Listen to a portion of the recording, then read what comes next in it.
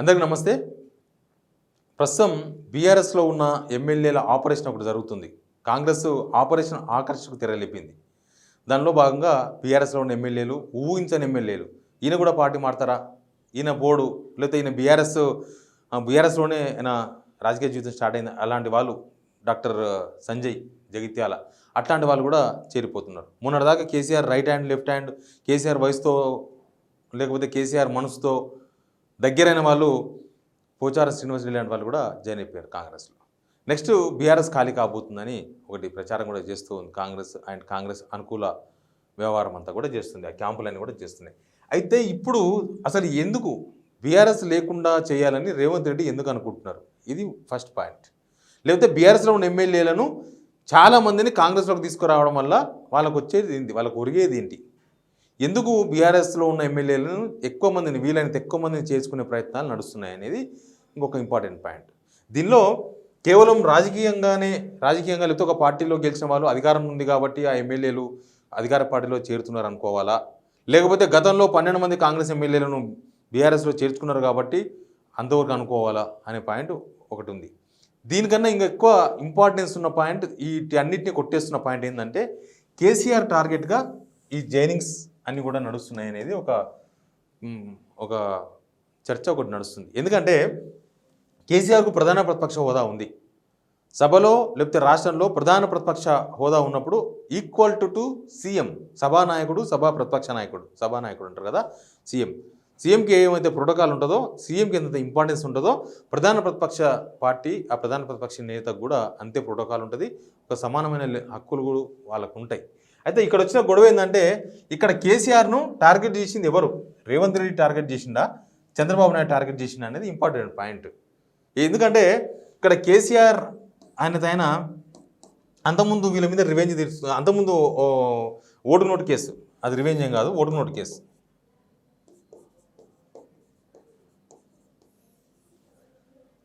Vote for note case ఉంది కదా, vote for note కేసులో 2015లో మనం ఇదంతా చూసినాం. రేవంత్ ఏం జరిగింది, బాబు ఏం జరిగింది, బ్రీఫ్డ్ మీ ఆడియోలు అవన్నీ కూడా మనం విన్నాం. తర్వాత ఇక్కడ నుంచి చంద్రబాబు నాయుడు వెళ్ళిపోయాడు, ఉమ్మడి రాజధాని హైదరాబాద్ అయినా కూడా వదిలేసి వెళ్ళిపోయాడు.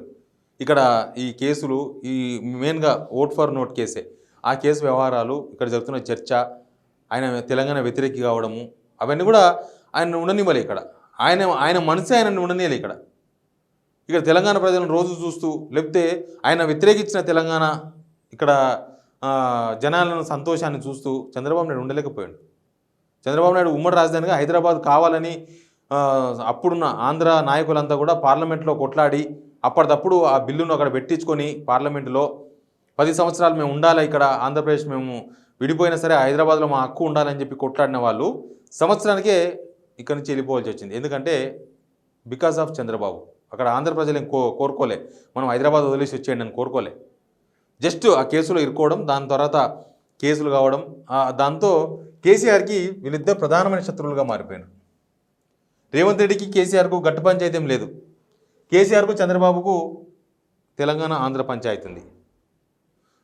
తెలంగాణ ఆంధ్ర పంచాయతీ సమైక్యవాది, కేసీఆర్ తెలంగాణ ఉద్యమకారుడు. తెలంగాణ కావాలని కొట్లాడినైనా దాన్ని అడ్డుకోవాలని ప్రయత్నం చేసింది చంద్రబాబు.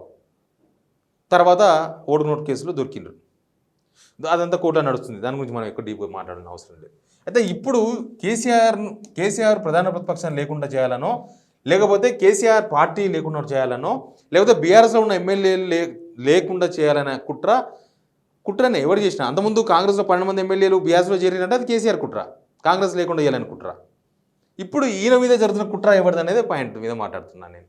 ఇక్కడ ఏంటంటే మొన్నటిదాకా చంద్రబాబు నాయుడు గెలవనంత వరకు, చంద్రబాబు నాయుడు పక్క రాష్ట్రానికి ముఖ్యమంత్రి కానంత వరకు ఇక్కడ ఎమ్మెల్యేల చేరిక కోసం చాలా ప్రయత్నాలు జరిగినాయి. గెలిచిన మరుస రోజు నుంచే, కాంగ్రెస్ గెలిచిన మరుస రోజు నుంచే ఆయనకి ఎంఐఎం సపోర్ట్గా లేనప్పుడు కూడా, ఇక్కడ కంటోన్మెంట్ ఉప ఎన్నిక జరగనప్పుడు కూడా, అప్పుడు కేవలం 64 మంది ఎమ్మెల్యేలు మాత్రమే కాంగ్రెస్కు ఉన్నప్పుడు కూడా బీఆర్ఎస్ ఎమ్మెల్యేలతో కొంతమందితో సంప్రదింపులు జరిపారు. కానీ అది అంత ఫోర్స్గా వాళ్ళు చేయలేదు, సేమ్ ఇక్కడి నుంచి ఎవరు పోలేదు. ఇప్పుడు ఊపందుకున్నది. ఇప్పుడు ఊపందుకునే కారణం ఏంటంటే ఏదో లోక్సభ ఎలక్షన్స్ అయిపోయినాయి కాబట్టి బీఆర్ఎస్ ఎమ్మెల్యేలు పోతున్నారను కొంతమంది అంటున్నారు. ఆ వాదన తప్పు. పోయే వాళ్ళైతే లోక్సభ ఎలక్షన్స్ ముందే పోవాలి కదా. చేర్చుకునే వాళ్ళను కాంగ్రెస్ వాళ్ళు లోక్సభ ఎలక్షన్స్ ముందే చేర్చుకుని ఉంటే 8 బదులు 12 సీట్లు వచ్చేది కదా, ఎక్కువ సీట్లు వచ్చే అవకాశం ఉండేది కదా. మరి అప్పుడు ఎందుకు చేర్చుకోలేదు, అప్పుడు ఎందుకు వీళ్ళు పోలేదంటే అప్పుడు చంద్రబాబు గెలవలేదు. చంద్రబాబు గెలిచిన తర్వాత చంద్రబాబు రివెంజ్, కేసీఆర్ మీద రివెంజ్ తీర్చుకునే ప్రయత్నం చేస్తున్నారా అనేది కొద్దిగా అనుమానంగా అనిపిస్తుంది. ఇప్పుడు ఏమి లేదు, ఇప్పుడు లోక్సభ ఎలక్షన్స్ ముందుకు, లోక్సభ ఎలక్షన్స్ అయిపోయిన తర్వాత ఇన్ని రోజులకు కొత్త పథకాలు ఏమి అమలు చేయలేదు. రేవంత్ రెడ్డి గవర్నమెంట్ మీద ఇంకా ఒక పాజిటివ్ ఏం పెరగలేదు. లేకపోతే రేవంత్ రెడ్డి గారు ఇంకా బలవంతుడు ఏం కాలేదు, ఒక ఎమ్మెల్యే సీట్ పెరిగింది అంతే. ఇప్పుడు ఎందుకు పోతున్నారు మరి?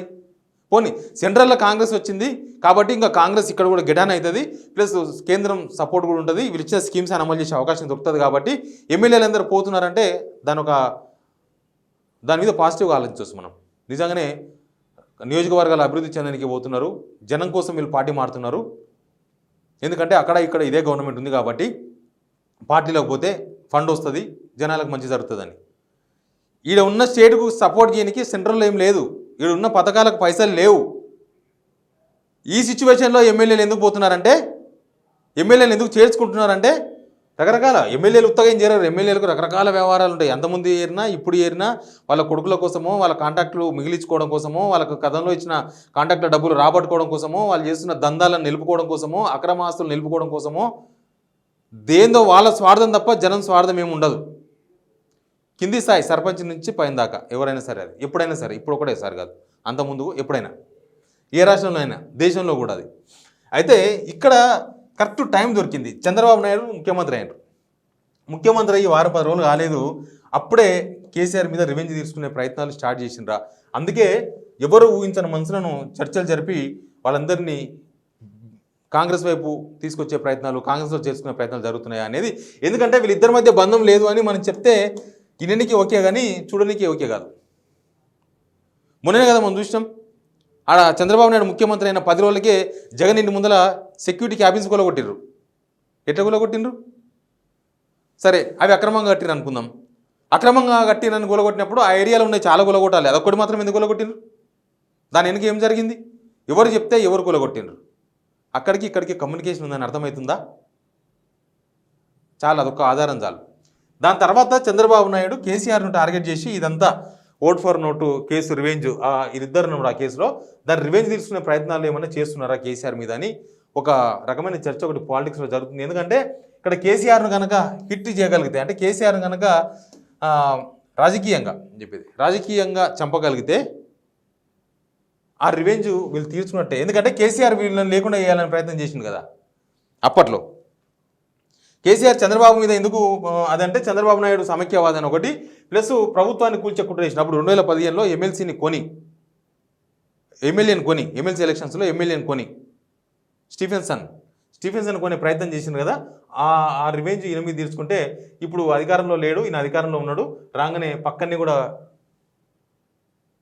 మనకు సపోర్ట్ చేసే వాళ్ళు ఉన్నారని ఈయన ద్వారా ఈ రివెంజ్ అంతా నడుస్తుందా అనేది కూడా ఒక ఇంపార్టెంట్ పాయింట్గా నడుస్తుంది. ఎందుకంటే గతంలో టీడీపీలో ఉండి ఇప్పుడు బీఆర్ఎస్లో ఉన్న ఎమ్మెల్యేలతో చాలామందిలో కొద్దిమంది టీడీపీ వాళ్ళు మాట్లాడుతున్నారనే ప్రచారం జరుగుతుంది. రేవంత్ రెడ్డి మాట్లాడుతున్నారు కాదు, ఆంధ్రప్రదేశ్ నుంచి ఆపరేషన్ నడుస్తుందన్న ఒక యాంగిల్ వినిపిస్తుంది. ఆంధ్రప్రదేశ్ నుంచి ఎవరు మాట్లాడుతున్నారో తెలియదు, కానీ ఆంధ్రప్రదేశ్ నుంచి ఇదేదో ఆపరేషన్ జరుగుతుంది. ఇక్కడ టీడీపీ ఎమ్మెల్యేలు, అప్పట్లో టీడీపీలో ఉన్న వాళ్ళు కొంతమందిని టచ్లో ఉన్నారు, ఏపీ టీడీపీ వాళ్ళు ఇక్కడ రేవంత్ రెడ్డికి వాళ్ళందరినీ దగ్గర చేసే ప్రయత్నాలు ఏదో నడుస్తున్నాయనే చర్చ ఒకటి నడుస్తుంది. అవి కొన్ని ఆధారాలు బయటకు వచ్చినప్పుడు ఖచ్చితంగా నేను దాని గురించి మళ్ళీ కూడా చెప్తాను. ఎనీవే ఇక్కడ బాబు రివెంజ్ను ఈయన ద్వారా తీర్చుకుంటున్నారా అనేది తేలాల్సిన అవసరంగా కనిపిస్తుంది. Please subscribe signal TV.